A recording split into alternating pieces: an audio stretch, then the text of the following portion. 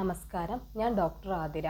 ഇന്ന് നമ്മൾ basic life support എന്നൊരു സെക്ഷൻ്റെ പാർട്ട് 6 എത്തി നിൽക്കുകയാണ്. അപ്പോൾ ഇന്ന് നമ്മൾ ഡിസ്കസ് ചെയ്യുന്നത് എന്താണെന്ന് വെച്ചാൽ, നമ്മൾ ഉറങ്ങിക്കിടക്കുന്ന സമയത്ത് നമ്മുടെ ചെവിയിലോട്ട് ഉറുമ്പോ വണ്ടോ അതുപോലെ സമാനമായ എന്തെങ്കിലും ജീവികളൊക്കെ കയറിപ്പോകാനുള്ള സാധ്യതകൾ കൂടുതലാണ്. ഇങ്ങനൊരവസ്ഥ നമുക്ക് വന്നാൽ നമ്മൾ എന്ത് ചെയ്യും, എന്ത് ഫസ്റ്റ് എയ്ഡ് നമ്മൾ ചെയ്യണം അപ്പോൾ ഇത്തരമൊരു അവസ്ഥ നമുക്ക് ഉണ്ടായാൽ നമ്മൾ ഒരിക്കലും ഭയപ്പെടുകയല്ല ചെയ്യേണ്ടത്.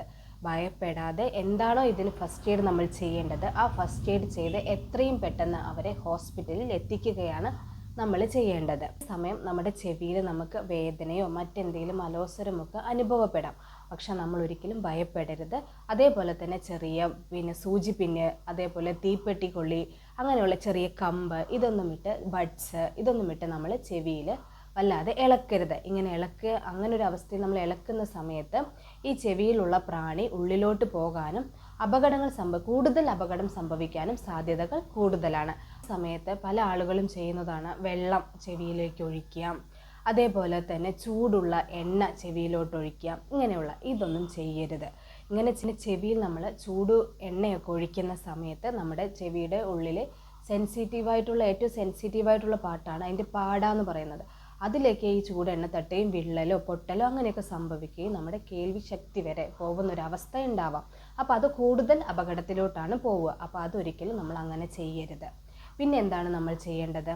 അതിന് ഞാനൊരു ഉദാഹരണം പറയാം. ഒരു ചെറിയ പാത്രങ്ങൾ 2 പാത്രം എടുക്കുക. അതിൽ ഒന്നിൽ കുറച്ച് വെള്ളവും ഒന്നിൽ കുറച്ച് നല്ല എണ്ണയും ഒഴിക്കുക. എന്നിട്ട് ഇതിൽ 2 ജീവനുള്ള പ്രാണികൾ ഇട്ട് നോക്കുക. അപ്പോൾ നമുക്ക് എന്ത് കാണാൻ പറ്റും?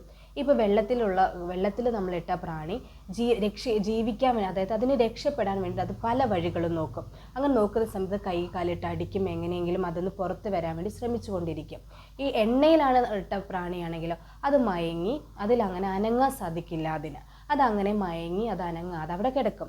ഇതന്നെയാണ് നമ്മുടെ ചെവിയിലും സംഭവിക്കുന്നത്. നമ്മുടെ ചെവിയിൽ ഒരു പ്രാണി പോയാൽ ആ പ്രാണിക്ക് എങ്ങനെയെങ്കിലും ആ ചെവിയിലുള്ളിൽ നിന്ന് രക്ഷപ്പെടണം എന്നുള്ളൊരു ഇതായിരിക്കും. അത് കൈകാലിട്ടടിക്കും. അതൊക്കെ ചെയ്യുമ്പോഴാണ് നമുക്കതിൻ്റെ വേദനയും ചെവിയിൽ അലോസരമൊക്കെ അനുഭവപ്പെടുന്നത്. അപ്പോൾ ഒരിക്കലും നമ്മൾ വെള്ളം ചെവിയിൽ ഒഴിക്കരുത്.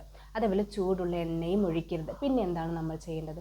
കുറച്ച് നല്ല വെളിച്ചെണ്ണ എടുത്തിട്ട് ചെവിയിൽ ഒറ്റിച്ചു കൊടുക്കുക.